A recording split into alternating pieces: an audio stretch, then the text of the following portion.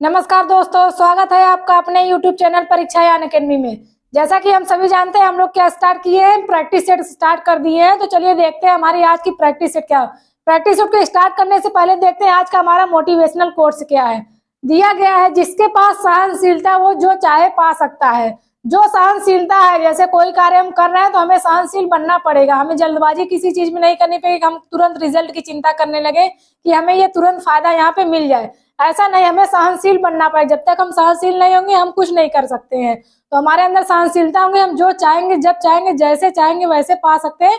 लेकिन थोड़ा उसके साथ परिश्रम करना पड़ेगा और अंदर अपनी सहनशीलता लानी पड़ेगी। तो चलिए देखते हैं, इसी के साथ अपनी क्लास को स्टार्ट करते हैं। जैसा कि हम सभी जानते हैं कि पहला हमारा क्वेश्चन जो होता है वो पैसे से पूछा जाता है। तो पहले दिया गया है पैसे को सॉल्व करने का सबसे अच्छा तरीका है कि हम पहले क्वेश्चन को देखेंगे। तो चलिए देखते हैं इससे संबंधित जो क्वेश्चन पूछे गए हैं। देखिए डायरेक्शन दिया गया है 1 to 6, 1 से 6 नंबर के जो क्वेश्चन पूछे जाएंगे वो किससे होंगे, पैसे से पूछे जाएंगे। तो चलिए देखते हैं क्वेश्चन क्या पूछा गया है। पहला क्वेश्चन है, the lovely of splendid things life has to sell. यहाँ पे दिया गया है पैसेज में क्वेश्चन दिया गया है, उसको देखते हैं। Question, the lovely and splendid things life has to sell. Option दिया can be had to for free. क्या दिया, can be had for free. Option B दिया गया appeal equally to all age groups. Option C क्या दिएगा, are very expensive. Option D दिया गया है आर नॉट इजिली फाउंड। यहाँ पे जब हम पैसेज को पढ़ेंगे तो उसमें देखते हैं हमें क्या भाव मिलता है। पैसेज दिया गया है, पैसेज में देखते हैं, life has loveliness to sell, all beautiful and splendid things, blue waves whiten on a cliff, soaring fire that sways and sings, and children's faces looking up। यहाँ पे देखते हैं ऑप्शन क्या दिया गया। ऑप्शन में देखते हैं, ऑप्शन पहला ही दिया गया can be had for free. क्या दिया, can be had for free. तो इसके अनुसार ये आंसर कौन सा सही होगा, ऑप्शन पहला सही हो जाता है, can be had for free. अगला प्रश्न देखते हैं, which of the following things don't have a census appeal. Question पूछा गया है जो कि पैसे से पूछा गया है कि विच of the following things don't have census appeal. Census appeal में जो चारों ऑप्शन है कौन सा ऐसा नहीं है, डोंट है मतलब उसके पास नहीं है। तो ऑप्शन देखते हैं, blue waves crashing against a cliff. Option B दिया गया soaring fire that sways and sings. यहाँ पे देखेंगे पैसे जब पढ़ेंगे तो इसका भी जिक्र किया गया है, सोरिंग फायर दैट वेव्स का भी जिक्र किया गया। होली थॉट। ऑप्शन डी क्या दिया गया है, स्कैंट ऑफ पाइन ट्री। यहाँ पे हम जब पैसेज पढ़ेंगे तीनों की चर्चा की गई है, लेकिन यहाँ पे देखेंगे होली थॉट्स की चर्चा नहीं की, जो पवित्र विचार होते हैं उसकी चर्चा पैसेज में नहीं करी गई है। ऑप्शन हमारा कौन सा सही हो जाएगा, ऑप्शन सी सही होगा। अगला प्रश्न देखते हैं, how do holy thought impact us according to the poet. Poet के अनुसार होली थॉट कैसे हमारे ऊपर प्रभाव डालता है। तो पैसेज में हम देखेंगे वहां पे दिया होगा, they lift us above mundane concern। Option B the fill our soul with delight। Option C दिया गया, they help us understand the true meaning of life.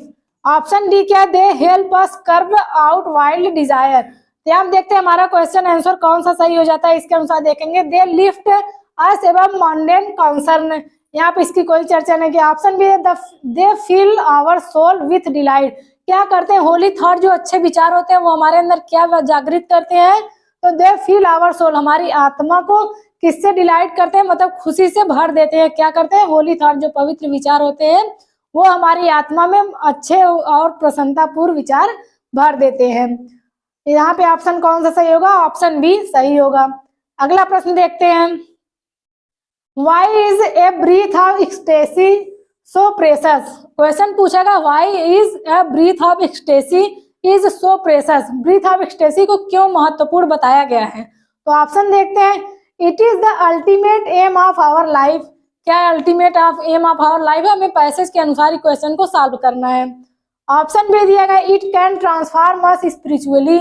Option C दिया, it can help us experience bliss. Option D क्या दिया गया, it makes us काम and contented. यहाँ पे क्या दिया गया, इट मेक्स अस काम एंड कंटेंटेड, क्या कहें, हमें शांति प्रदान करती है। तो हम पैसेज में देखते हैं इसकी चर्चा कहाँ की, ए ब्रीथ ऑफ एक्सटेसी की चर्चा कहाँ पर करी गई है। तो यहाँ पे हम देखेंगे लास्ट में जब देखेंगे पैसेज को, यहाँ देखे दिया गया, and for a breath of ecstasy give all year have to could be, यहाँ पे उसके ऊपर पढ़ते हैं, can count many a year of strife we lost for one white singing hours of peace pace. यहाँ पे क्या बताया जा रहा है, तो देखते हैं क्वेश्चन में कहाँ पे है इसका आंसर।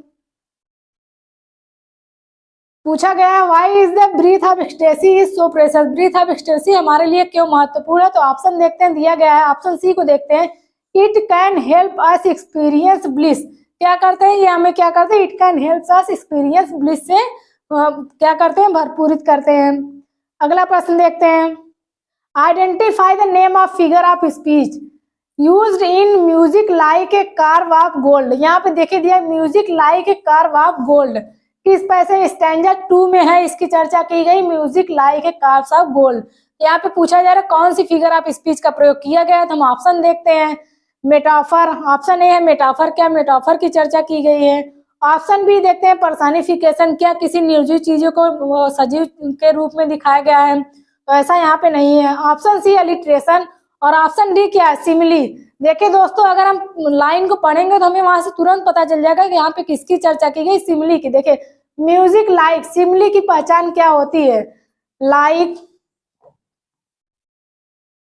एज सो, इन शब्दों का यूज जहां पे होगा, जिस भी सेंटेंस में होगा वहां पे कौन सा फिगर ऑफ स्पीच होगी, सिमिली फिगर ऑफ स्पीच का प्रयोग किया जाएगा। तो यहाँ पे देखिए सेंटेंस में दिया गया music like a curves of gold, like यहाँ पे तुलना की जा रही है किस शब्द का प्रयोग करके, लाइक, और यहाँ पे लाइक दिया गया है।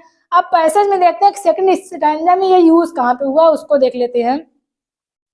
ये हमारा पैसेज में देखते हैं, म्यूजिक लाइक ए, यहाँ पे देखते हैं अभी दिया था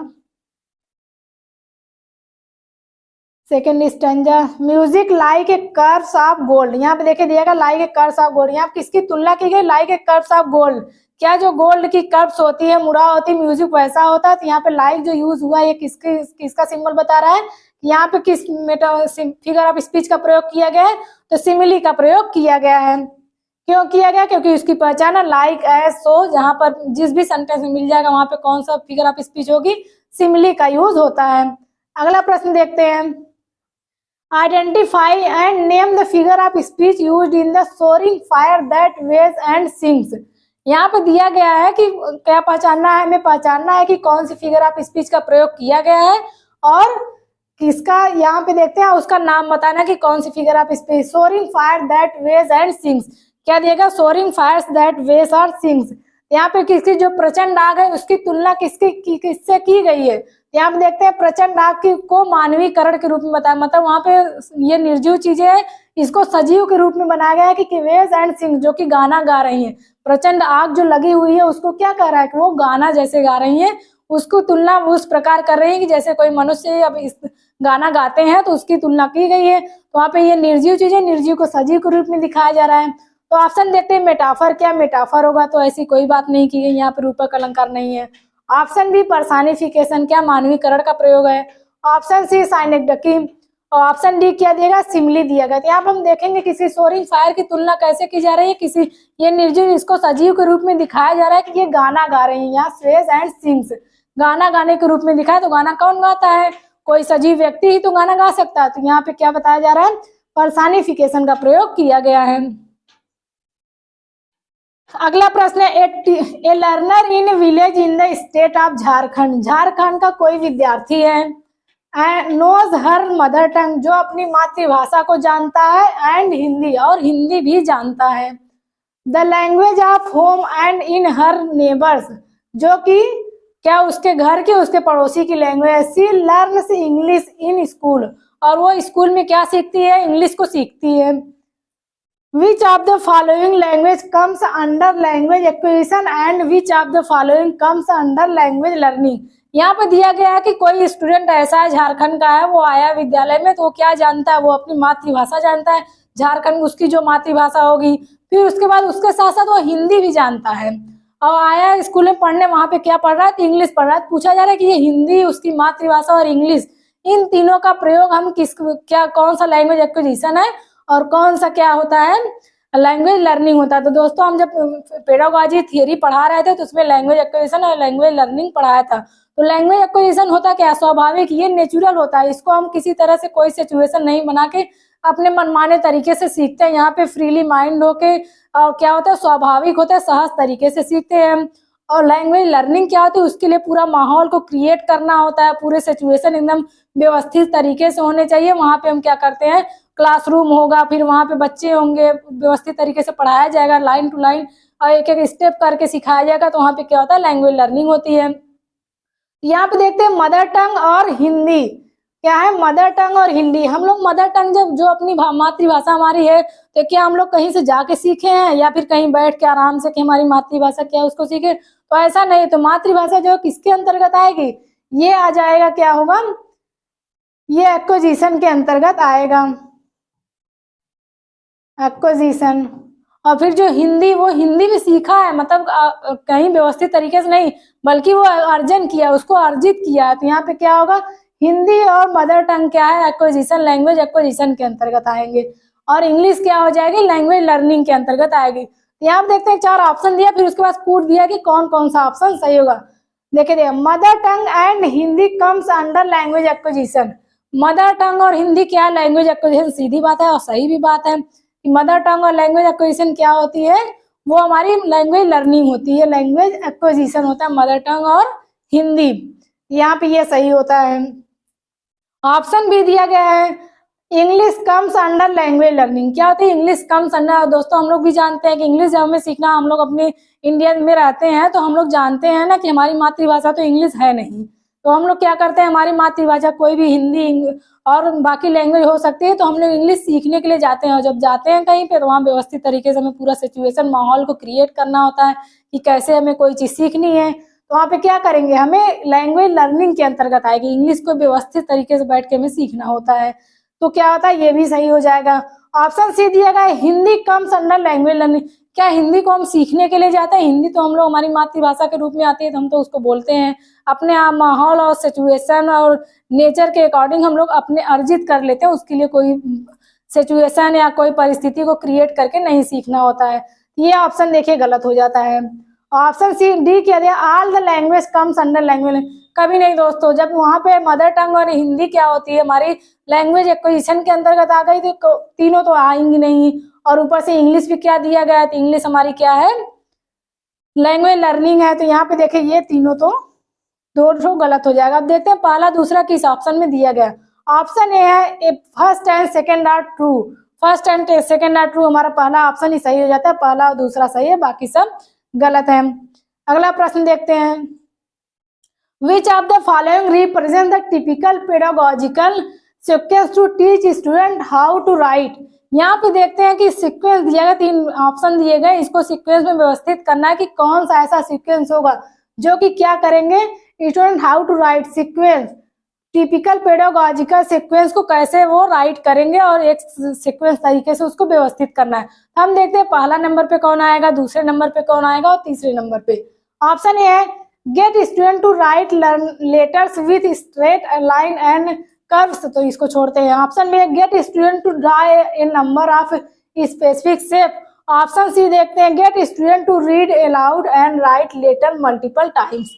हम देखते हैं, इसको ध्यान से देखते हैं, तो जैसे हम प्राइमरी स्कूल में जाते हैं, कहीं भी कोई भी स्कूल में जाते हैं, जो वातावरण पूरी निर्मित होती है, तो वहां पर हम देखेंगे क्या हुआ, दीवारों पे बड़ी बड़ी चित्र लगाए रहते हैं। तो उसको बच्चों क्या करेंगे, और बच्चों को जैसे हम अभी छोटे बच्चों को कोई चीज सिखा रहे हैं, क ख ग घ सिखाते हैं, तो हम पहले उसको क्या बताते हैं कि बेटा पहले गोला बनाओ, फिर क्या कहते हैं खड़ी पाई खींचने के लिए, फिर वो ऐसे करता है। तो कभी कभी बच्चा एक गोला यहाँ बना के खड़ी पाई दूसरी जगह खींच देगा, फिर उसको कहेंगे बगल से लटकाने के लिए, तो ये ऐसे कर देते हैं। ये यहाँ पे फिर धीरे धीरे वो क्या करते हैं, गोला नजदीक बना, फिर बताया था कि ऐसे करो, फिर इसके बाद इसमें से लटका दो, फिर ऊपर लाइन खींच दो, तो ये क्या हो जाता है, क्या हो जाता है।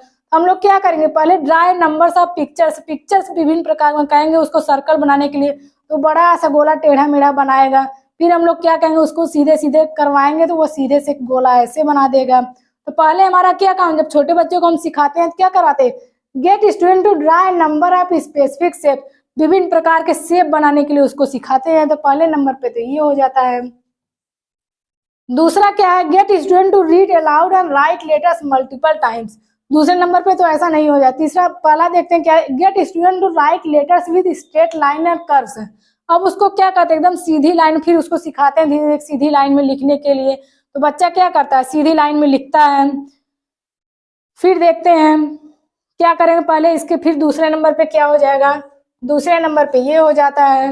और ये get student to read aloud, फिर उसके बाद बच्चों से तेजी तेजी पढ़वाएंगे, किसको तेजी से पढ़ो क्या लिखा है, फिर उसको कई बार लिखने के लिए बताएंगे उस लेटर को, तो वो धीरे धीरे बच्चा प्रैक्टिस करते करते सीख जाएगा। तो हमारा पहला स्टेप क्या होगा बच्चों को सिखाने के लिए, पहला देखिए बी नंबर पहला हो जाएगा, फिर दूसरा कौन सा हो जाएगा, फिर दूसरा होगा, पहले देखिए दूसरा होता है, फिर पहला होगा, फिर तीसरा होगा।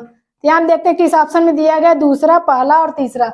ऑप्शन सी में दिया गया दूसरा पहला और तीसरा, तो हमारा यहाँ पे सही हो जाएगा।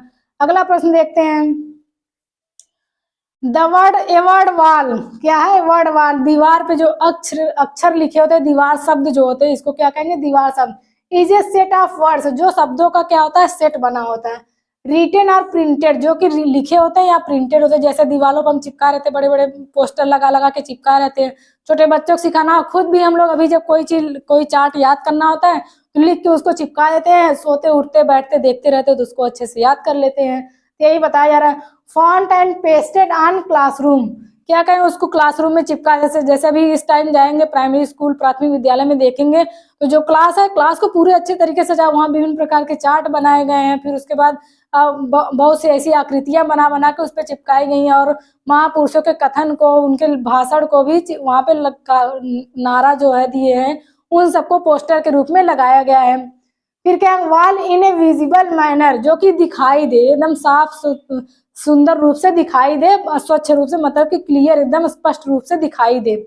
विच of this literacy concept of skill can not be taught using a word wall, word wall को यूज करते हुए कौन सी ऐसी जो चारों स्कूल दी गई है, इसमें से कौन सी ऐसी स्किल का प्रयोग नहीं किया गया है, जिसका प्रयोग ना करके भी हम अपना काम कर सकते, जिससे तीन चीजों में फायदा मिलेगा, किसी एक में नहीं होगा, वही हमें छांटना है। ऑप्शन ए है अवेयरनेस ऑफ स्पेलिंग पैटर्न्स, जब बच्चे देखेंगे चिपका हुआ रहेगा तो वहां पर वो ध्यान देंगे तो देखेंगे कि स्पेलिंग का पैटर्न क्या है, तो उसके प्रति वो जागरूक होंगे। ऑप्शन भी दिएगा pronunciation of difficult words. Option C दिएगा अंडरस्टैंडिंग फोनिक्स रूल, क्या करेंगे, फोनिक्स रूल्स को समझेंगे। ऑप्शन डी दिया understanding root words, root words जैसे दिएगा फोबिया, हम लोग जानते हैं फोबिया बीमारी के नाम के रूप में आते हैं, किसी बीमारी के नाम पे फोबिया लगा देंगे तो वो उसका जो आदती होते हैं तो उसको रूप में हम देखते हैं। यहाँ पे जैसे जैसे लॉजी होता है किसी चीज का अध्ययन, पेडोलॉजी मृदा का अध्ययन, तो जैसे हम लॉजी का यूज करते हैं, ये लॉजी किसी शब्द के लास्ट में यूज करके उसको अध्ययन के रूप में हम देखते हैं। यहाँ पे क्या करेंगे, ये रूट वर्ड होता है, इसे हम क्या करें, ये रूट होता है, मतलब ये निश्चित होता है, इसको किसी भी शब्द के पीछे जोड़कर हम उसके साथ क्या करते हैं, नई मीनिंग का निर्माण कर सकते हैं। यही रूट हो, इसका तो हो गया, यहाँ पर ये भी सही होगा। ऑप्शन देखते हैं कौन सा सही है, तो ऑप्शन यहाँ देखे बी, इसका कोई यूज नहीं होगा। जब दीवार पे पोस्टर्स लगाए होंगे तो उससे बच्चे ये तीनों चीजें सीखेंगे, अवेयरनेस ऑफ स्पेलिंग और अंडरस्टैंडिंग फोनेटिक रूल्स, और option D understanding root word, ये तीनों तो समझेंगे लेकिन प्रोनाउंसिएशन ऑफ डिफिकल्ट वर्ड्स को नहीं समझ पाएंगे। यहाँ पे ये ऑप्शन सही होता है, ऑप्शन बी। अगला प्रश्न देखते हैं, after introducing tense form, tense form को समझाने के बाद, क्लास में टेंस को पढ़ाया जा रहा है उसको समझाने के बाद, टू ग्रेड 5 स्टूडेंट, कक्षा 5 का ग्रेड 5 का स्टूडेंट है, a teacher said up a pair, जो एक ग्रुप को निर्माण, पेयर जोड़े बनाता है, टीचर कोई भी क्या ग्रेड 5 के बच्चे हैं उसके जोड़े बनाता है। क्या कहा, स्टूडेंट ए है, स्टूडेंट ए, ये स्टूडेंट को किस नाम से दिया है, स्टूडेंट ए बी करके। एक takes a piece of text in simple sentence, एक सेंटेंस क्या लेता है, वो सिंपल सेंटेंस में लेता है, फ्रॉम ए बुक, किसी बुक से, and conveys it to student B, और वो क्या करता है, बी स्टूडेंट बी को क्या कर सकता दे देता है, मतलब उसे प्रोवाइड कर देता है इन पास्ट टेंस, उसको पास्ट टेंस में करके आप स्टूडेंट बी को दे देता है। अब student B tries to, student B guess करता है कि what the present tense would have been, तो इसका जैसे उसको क्या करता है, प्रेजेंट टेंस दे दिया, प्रेजेंट टेंस को पास्ट टेंस में कन्वर्ट करके स्टूडेंट बी को दे दिया है ये वाला। अब बी क्या कर रहा है, उसको ट्राई कर रहा है कि उसको कैसे हम प्रेजेंट टेंस में फिर से फॉर्मेट कर दें। Student A modifies his conversation from present to past. क्या करता है स्टूडेंट, मॉडिफाई करता है, उसको प्रोत्साहित करता है क्या, conversion from present to past, उसको कैसे प्रेजेंट में पास्ट में कन्वर्ज करना है। इफ नीडेड, यदि उसकी आवश्यकता होगी तो वो वहां पे बताता है। Repeatedly till student B guesses correctly, उसके बाद स्टूडेंट भी सही तरीके से उसका निर्माण कर लेता है। The above activity most closely represent, ये जो जितनी एक्टिविटी हुई है इसके क्या प्रेजेंट करती है उसको देखते हैं। यहाँ आप देखते हैं क्रेशन इनपुट हाइपोथेसिस, क्या क्रेशन की इनपुट हाइपोथेसिस है। यहाँ देखते हैं सिद्धांत दिया गया कि ये जो एक्टिविटी हुई है क्लास में ये किसके सिद्धांत के अंतर्गत आता है। तो ऑप्शन बी दिया गया है स्वेन्स आउटपुट हाइपोथेसिस, ऑप्शन सी दिया गया है Brunner's theory of development, option D दिया गया है क्रेशन एक्विजिशन लर्निंग हाइपोथेसिस। यहाँ आप देखेंगे ये स्वेन की आउटपुट हाइपोथेसिस है जिसमें ये सारी एक्टिविटी इनके अनुसार होती है। अगला प्रश्न देखते हैं, a teacher conduct a pair work, क्या करता है, एक जोड़े का वर्क तैयार, ग्रुप वर्क तैयार करता है। एक्टिविटी क्लास 4 में एक्टिविटी ग्रुप तैयार करता है। Ask student A, student A से ask to be the waiter and student B to be customer. आप स्टूडेंट ए को क्या करता है, वेटर बनने के लिए, और स्टूडेंट बी को क्या करता है, कस्टमर बनने के लिए। एक वेटर होगा दूसरा कस्टमर होगा। And ask each pair to carry out a conversation, और दोनों को कहता है कि वो क्या करें, कन्वर्सेशन को स्टार्ट करें। क्या कहें, ask each pair to carry out a conversation, एक कन्वर्सेशन का निर्माण करें। This activity provide the least opportunity to improve, यह अपॉर्चुनिटी जो है कि बच्चों में सबसे कम, यहाँ देखे दिया गया कम है, कम की बात की, लीस्ट जो सबसे कम योगदान देगा उसमें क्या होगा, क्लैरिटी ऑफ एक्सप्रेशन, क्या क्लैरिटी ऑफ एक्सप्रेशन होगा। ऑप्शन बी दिया गया active list listening, option C दिया गया है सेंटेंस कंस्ट्रक्शन, ऑप्शन डी क्या दिया गया वोकैबुलरी। यहाँ पे सबसे कम अपॉर्चुनिटी किसको मिलेगी, लीस्ट अपॉर्चुनिटी इंप्रूव, सबसे कम किसको सुधारने में अपॉर्चुनिटी मिलेगी, तो वोकैबुलरी को सुधारने में मिलेगी। अगला प्रश्न देखते हैं, अगला प्रश्न, which of these would be the most appropriate to teach visualization to student. यहाँ पर which of these would be the most appropriate to teach visualization to student, student को विजुअलाइजेशन पढ़ाना है तो सबसे सही तरीका क्या होगा।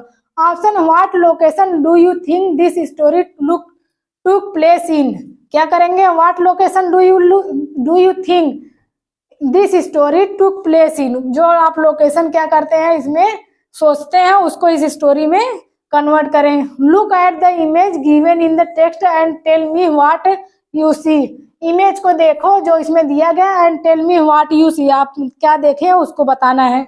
ऑप्शन सी दिया गया how does the other author describe the dogs character, यहाँ पर डॉग्स के कैरेक्टर को ऑथर ने कैसे डिस्क्राइब किया, इससे होगा।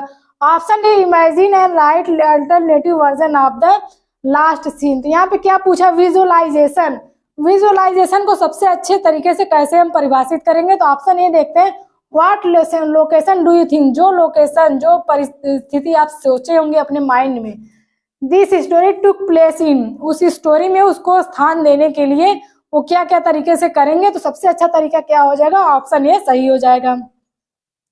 अगला प्रश्न देखते हैं, which of the following will be the most appropriated exercise for a teacher to develop in inference making a student after reading a story, क्या करेंगे, डेवलप करना inference making a student after reading a story, कोई story को read करने के बाद develop कैसे, क्या एक्सरसाइज को टीचर डेवलप करेंगे बच्चों के अंदर।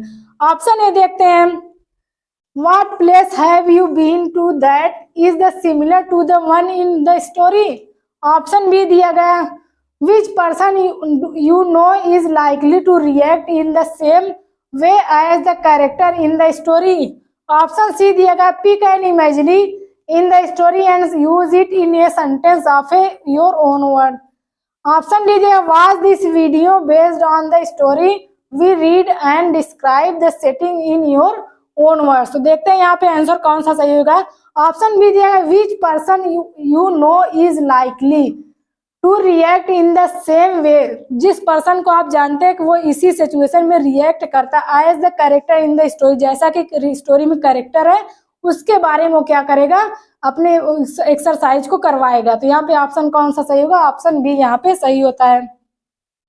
अगला प्रश्न देखते हैं, which of the following exercise is not example of a teacher using scaffolding. यहाँ स्कैफोल्डिंग को पूछा गया है कि कौन सा ऐसा जो एग्जाम्पल दिया गया है टीचर नहीं यूज करेगा बाकी सब करेगा।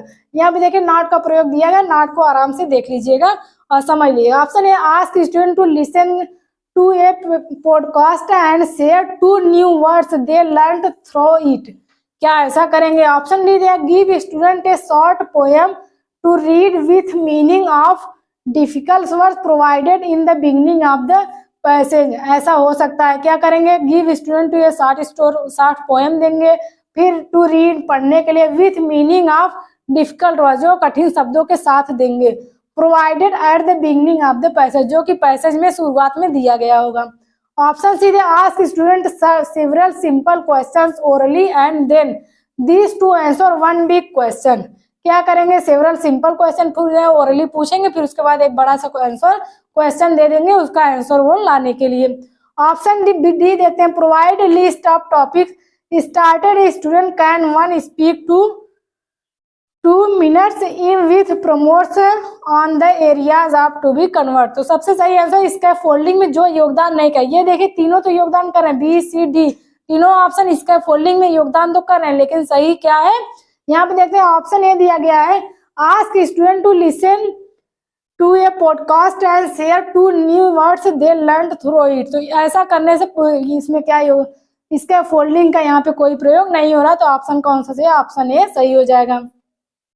अगला प्रश्न, which of this follow the deductive method to teach preposition to student, preposition को पढ़ाने के लिए डिडक्टिव मेथड यहाँ पे देखते हैं 4 ऑप्शन दिया गया, किस ऑप्शन में डिडक्टिव मेथड का प्रयोग करके टीचर स्टूडेंट को क्या पढ़ाया जा रहा है, प्रीपोजिशन टॉपिक को पढ़ाया जा रहा है। तो ऑप्शन देखते हैं दिया गया है, explain the rule of using preposition and given example.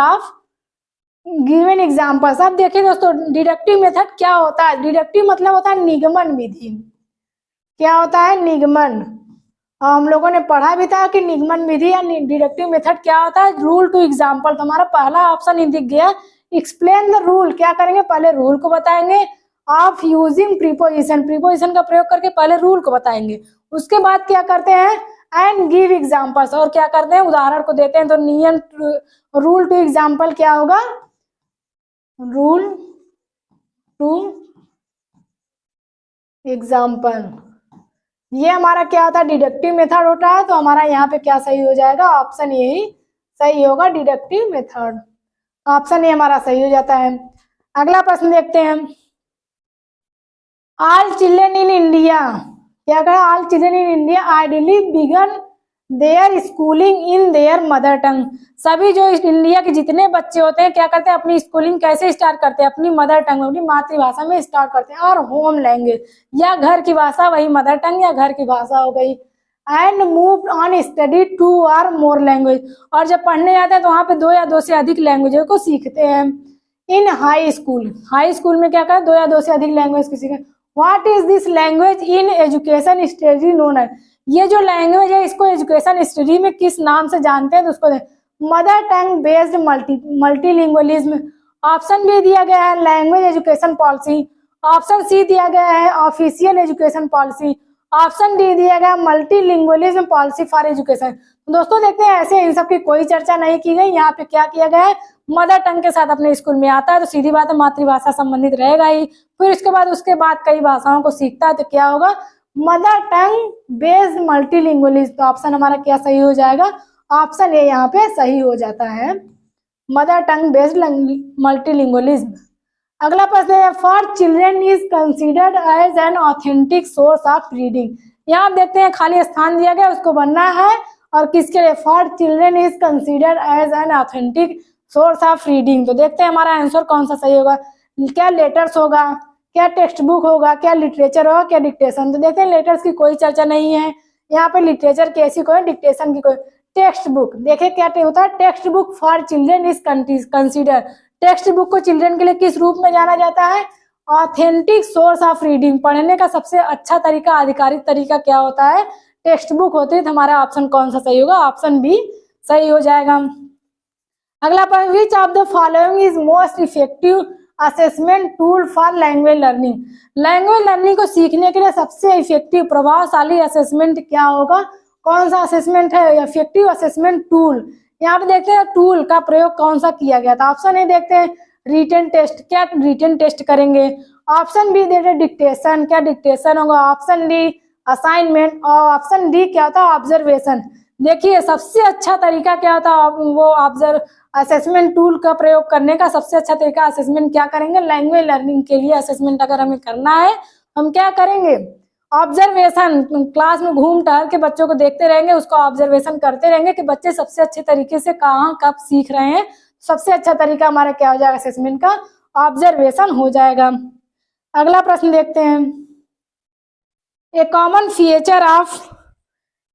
Feature of teaching English is the use of authentic text. Which of the following best fulfil the purpose of authentic text. ध्यान देते हैं, authentic text के purpose को fulfil करने का सबसे अच्छा तरीका क्या होगा, उसको देखते हैं। ऑप्शन ए दिया a rule sheet for phoenix, क्या एक रूल शीट हो जाएगा फोनिक्स का? इससे हो जाएगा। ऑप्शन बी देखते हैं a food menu at the local restaurant, क्या करेंगे? A food menu at the local restaurant. Option C the 2 minute video that you recorded on your phone, क्या 2 मिनट की वीडियो रिकॉर्ड करने के बाद उससे हो जाएगा ऑथेंटिक टेक्स्ट बुक का प्रयोग। पर ऑथेंटिक टेक्स्ट बुक का सबसे अच्छा उद्देश्य होता है सिखाने का, तो ऐसा नहीं है।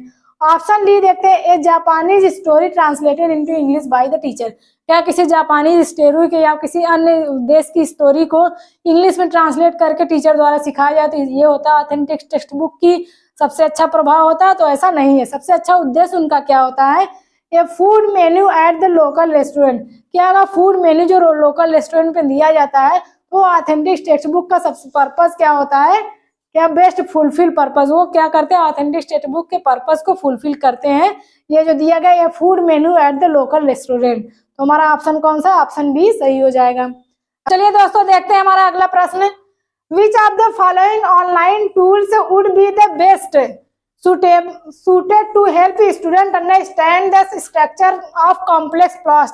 यहाँ पे हम देखेंगे कि कौन सा ऑनलाइन टूल्स, मतलब ऑनलाइन तरीके से पढ़ाने का सबसे बेस्ट तरीका होगा जो कि बच्चों को सूट करेगा। उसमें हम देखते हैं ऑप्शन कौन सा है कि ऑनलाइन हम पढ़ाते टाइम बच्चों को कौन सी टॉपिक कहते हैं, किससे हम बच्चों को एक्टिव बनाएंगे, उसको अच्छे से कोई टॉपिक समझा सकेंगे। तो ऑप्शन दिया गया है a rewarding programme converting complex word to simple sentence.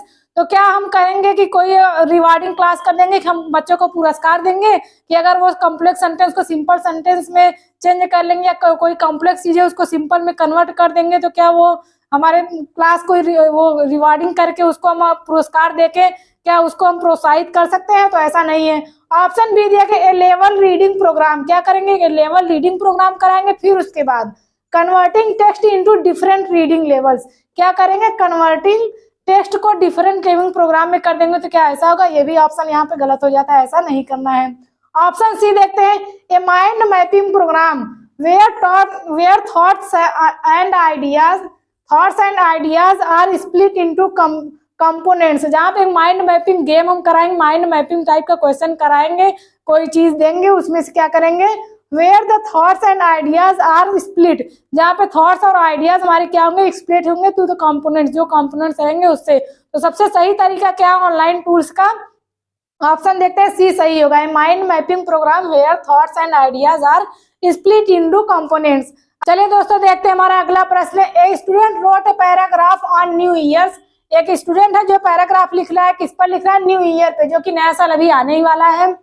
For new years day, जो नया साल के दिन आने, my family and invited our friend, जिसमें अपने फैमिली को और अपने दोस्त को इन्वाइट करता है।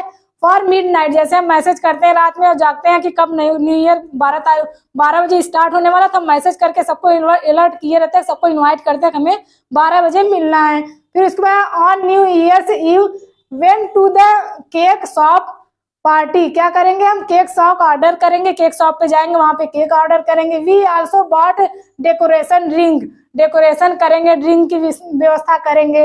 अदर स्नैक्स फॉर पार्टी, और भी जो जितनी सारे सामानें लगती है पार्टी को ऑर्गेनाइज करने के लिए, सारे सामानों को हम खरीदेंगे।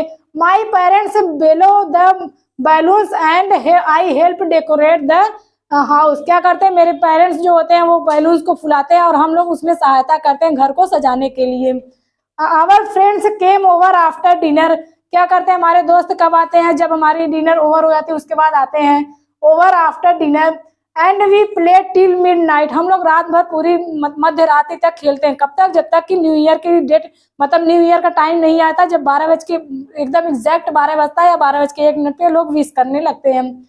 What step of paragraph writing should you ask the student to most focus on now? ये जो पैराग्राफ है इसमें किस प्रकार के पैराग्राफ सबसे ज्यादा हमें मोस्ट, यहाँ पे देखिए अधिक फोकस करेंगे इस टाइम, यहाँ पे देख किस प्रकार के पैराग्राफ को हमें लिखने के लिए फोकस करना है। ऑप्शन ए दिया गया एडिटिंग, आइडिएटिंग, ऑप्शन बी दिया गया स्ट्रक्चर, ऑप्शन सी दिया गया ड्राफ्टिंग और ऑप्शन डी दिया गया एडिटिंग। तो दोस्तों यहाँ पे हमारा सबसे सही आंसर क्या होगा, ऑप्शन डी एडिटिंग होगा।